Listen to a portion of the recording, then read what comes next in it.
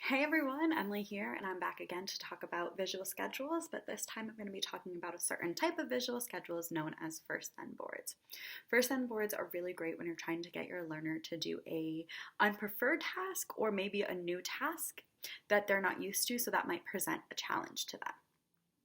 So for the sake of this video, I'm going to be using a paper-based first then board, but there's also a lot of great virtual first then boards that you can download via the App Store, and I highly recommend doing that because sometimes it's a lot easier to use a virtual based one versus paper based, but it really just comes down to preference. So it's not like one's better than the other. On my first then board, and in my example, I'm going to be pretending like my student really does not like math and they really like music. So just keep that in mind. Aversion to math, music's very motivating.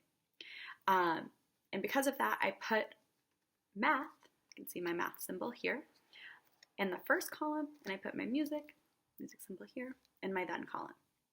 When presenting a first then board, especially to a learner that's never used one, you really want to start off with things that they actually like and that they're used to, which I know is kind of confusing because I'm talking about how they're great for unpreferred or new things.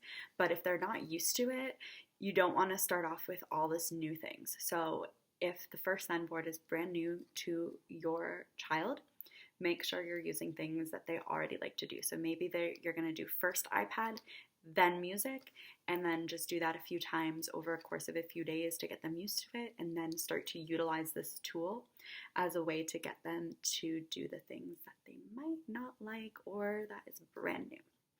And by doing that, you want to keep it, especially if it's the first time you're doing it with a new task, and set parameters. So you're going to do math and you're going to do it maybe for a minute or two, or maybe you set your timer for 2 minutes, or maybe you use a song to indicate time.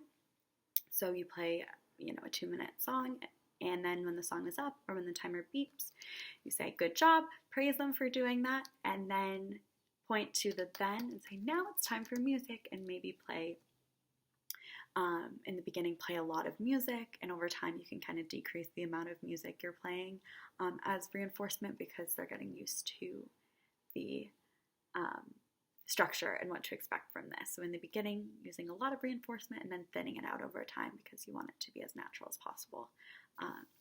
So that is really the basics of a first then board. And be on the lookout for some videos and links that have to do with virtual first then boards. And also, this doesn't have to be done with the symbols here. You can also use photographs. You can use objects. So for example, you can say, first you need to cut with scissors, and then you can brush your hair. So you can also do it that way by showing them objects. There's a lot of different ways you can write it out, type it up. The materials you use for the first then board really depend on what is best suited based on the unique needs of your student. See my earlier video on how to implement a visual schedule if you want a little more details about why it is to do it that way. But I wish you all the best of luck in implementing your first then boards. Thank you so much for taking the time to watch this video today.